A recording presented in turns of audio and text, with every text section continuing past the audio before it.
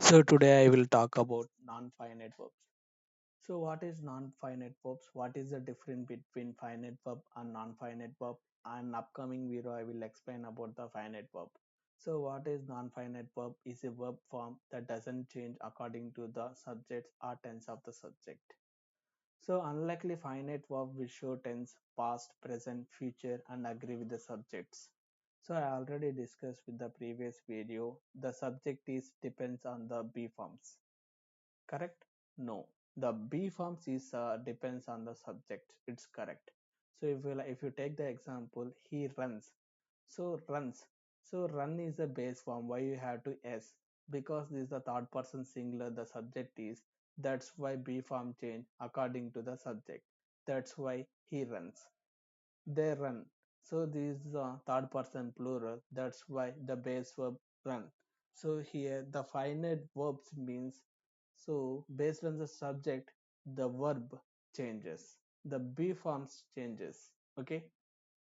So in present simple, we are not using with action verbs, no be forms, is, am, were, was, were, these are the things. So non-finite verbs stays the same no matter the subjects or times. So tense means it is indicating the time related activities. So what's concerned non-finite verbs? In non-finite verbs means it does according to the subject or tense of the subject, the verb does not change. This is the non-finite verb part. I will explain clearly. Difference between finite and non-finite verb. So finite verbs, example, let's take an example. They played the football yesterday. Here is the time related. Yesterday they mentioned it comes under finite verb example. So player shows the past tense and agrees with the subject they. Okay.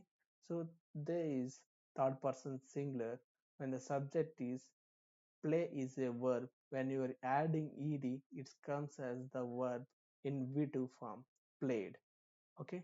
So he eats lunch at noon. Eats. Why are putting base form plus is? Because the third person singular. So that's why. So the base form, either the be form of the verb, it depends on the subject. That's why you have to put eat plus s. He eats lunch at noon. So eat shows present tense and agrees with the subject he. When will travel to Paris next week? So will travel shows future tense and agrees with the subject we. So here will travels shows future tense. That's why it agrees with the subject we. So it's under, so these examples is comes under time related activity. That's why these called finite verbs examples. So what is non-finite verb example? It does not show the tense. Yes, whatever the verbs here the playing, it does not show the tenses. But before that, before or after the verbs, it definitely show the tenses. She enjoys. Enjoys is the verb. Why you are adding s? Because the verb. She here the subject. Subject is third person singular. That's why you have to mention base form plus s. So it represent present tense. But after the verb, what is playing is not a verb. So when you are giving base form plus ing, it acts as a noun. So when it acts as a noun means is called a gerund. So playing. So here.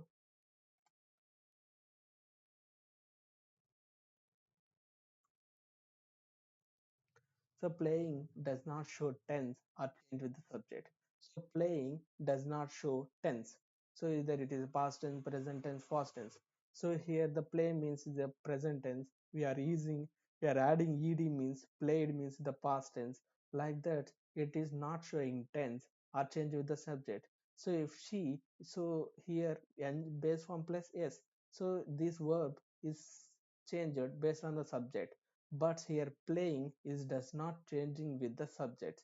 That's why playing does not show tense or change with the subject. The next one, they wanted to visit the museum. So here to visit. So to plus base verb is called to infinity. To visit is an infinitive and is not changed based on the subject. So here to visit, it does not depends on the subject they. Okay. So he saw the fallen leaves on the ground. So here also fallen. Fallen is the past participle, and past participle describing leaves. So without showing tense. Here also fallen. It does not describing the tense. Okay. So it is comes under past participle, and it acts as an adjective. I will in the I will give the clear examples soon. So as I told you, so on non-infinitive verbs there is three things: gerund, and the second thing is infinitive. The third thing is participle. So in the participle there is two things: past participle, present participle. I will go one by one. The first one is the gerund. So the verb plus ing, it act as a noun. So a gerund is the noun form of the verb that function as a noun in the sentence. Here jog, jog is a verb. When you're combining with the ing, it act as a nouns in the sentence. So when you're making a sentence, at the time the subject is and noun means, noun is equal to verb plus ing, it acts as a noun. Jogging help me relax. So jogging is the subject of the sentence.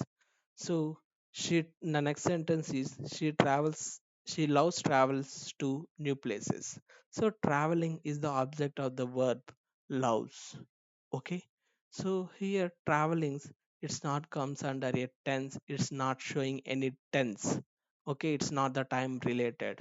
Okay, here it is acts as a noun. She loves. So loves is so we are in the loves we are adding as. So this loves verbs is depends on the subject, but the traveling it does not depending on the subject. First thing, and traveling is not referring to the time related. It acts as a noun, and it is telling to uh, to define the verb loves.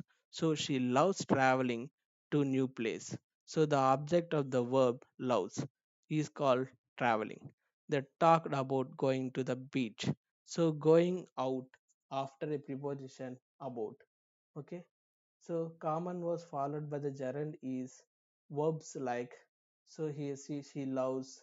So this kind of verbs usually comes under followed by an gerund called gerund before the gerund is enjoy, avoid, consider, suggest. This all.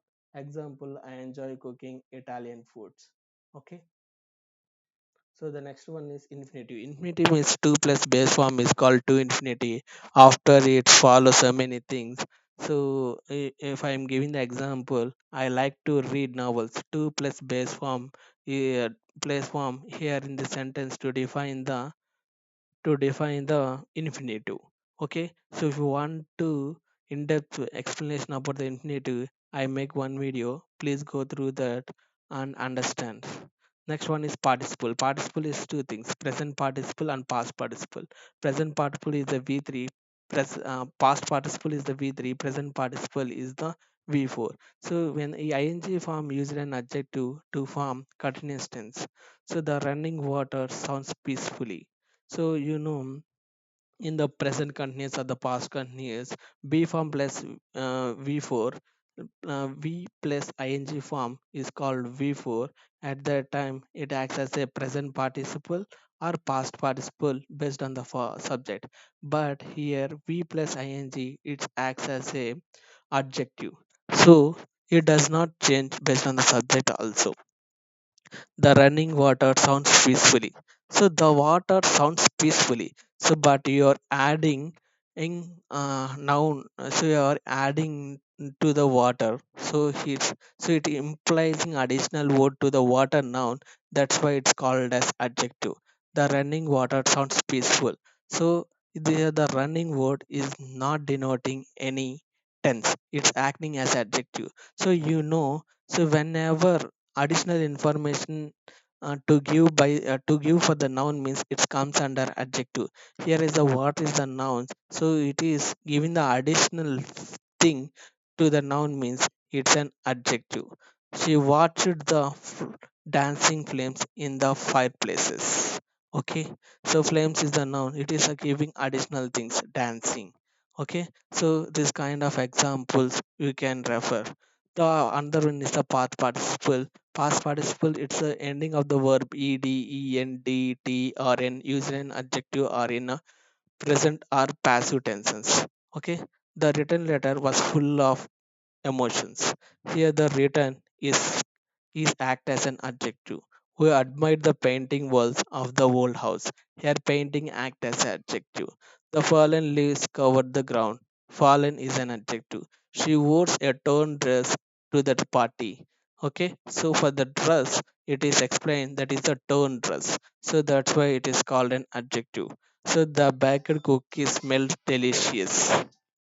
So you understand all those things. Please subscribe, like, and comment your doubts below. I will reply to that. Thank you so much.